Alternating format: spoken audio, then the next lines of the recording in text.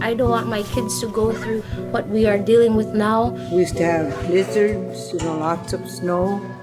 It's too warm now. When I built this house, there was still more ground out there. We're right on the edge of the beach now. When I'm older, I don't see Shishmaref on this island anymore.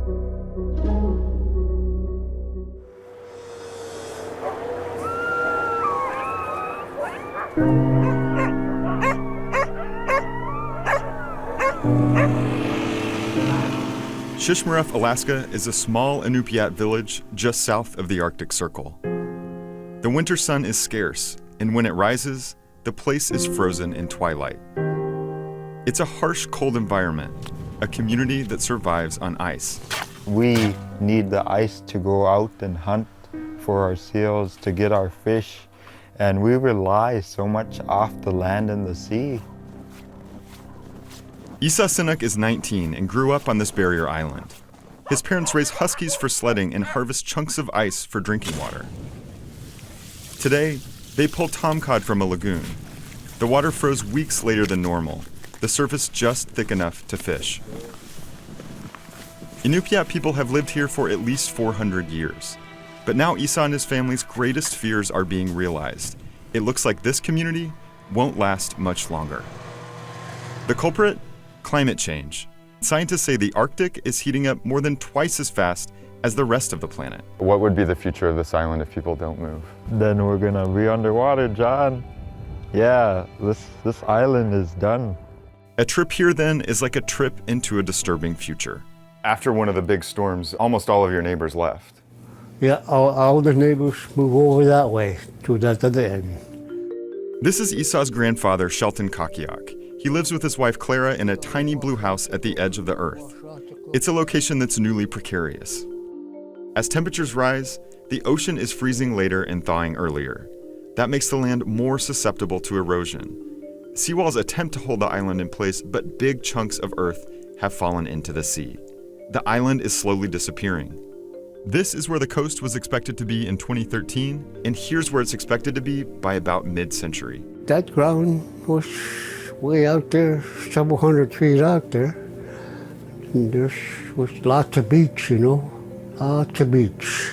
Climate change is happening real fast. Shelton worries his house could fall off the edge. That kind of thing has happened before. Tell me about that picture. Like, what is that and what happened? That picture is my husband's house that he grew up in. Now it's in the ocean. If you went down that way today or recently, it's not there. Annie Weawana is a local official in Shishmaref, which has a population of about 560. And because of these dramatic changes, she and this village are faced with an almost unthinkable task. They're planning to move to a safer location. Last summer, during the hottest year on record, residents voted 89 to 78 to relocate because of extreme warming. But without funding, this village is stuck. We don't have that millions and millions of dollars in our pocket to move. If you have that, give it up. We'd like it. It's not just Shishmaref. According to a 2009 government report, more than 30 Alaska villages are immediately threatened by erosion and flooding linked to climate change. And 12 of them are said to be exploring relocation options. And this isn't just Alaska either. As oceans warm and ice melts, sea levels are rising worldwide. Miami, Shanghai, New York, all will be threatened with flooding. A town in the Louisiana Bayou already has watched its land disappear, in part because of dams that block vital sediment. But now climate change is threatening to make things even worse. And last year, a local tribe got a $48 million grant to relocate. It's unclear if Shishmaref will be able to get similar funds. Climate change refugees are what we're going to become in the next few decades. Some elders, including Isa's grandparents, want to stay, but Isa thinks this community has no choice. In January, Arctic sea ice was at a record low, and temperatures in the region have been soaring to 20 degrees above average in early February. He says the only way to survive is to get out. If you ask the older generations, like my grandfather, their views are totally different. They want to stay on this island forever and ever. But to me, I think we have to relocate so that our future generations can still be alive. Climate change and relocation have become deeply personal for him. Esau's uncle Norman, Shelton's son, fell through the ice and died on a hunting trip in 2007. Elders say the ice where he died should have been frozen that time of year.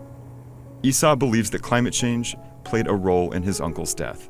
There's not a day that goes by that I do not think of him. He's always on my mind. He's always in my heart. The death propelled Esau into advocacy. Now he's an ambassador for youth in the Arctic, getting recognized by the Obama White House and attending international climate negotiations in Paris. I really love that because I get to tell my story. I get to tell that climate change is real. It's a subject that's difficult, but he's not bitter. I don't blame it on one person or a group of people. It's all our fault. It's not 1940s anymore. We can't use fossil fuels anymore to heat our homes, to use for our energy. We could transition from dirty fossil fuels to renewable energies. And as for those who deny the science of climate change, Esau offers them an invitation. Come to Shishmaref, he says. Up here, the facts are undeniable.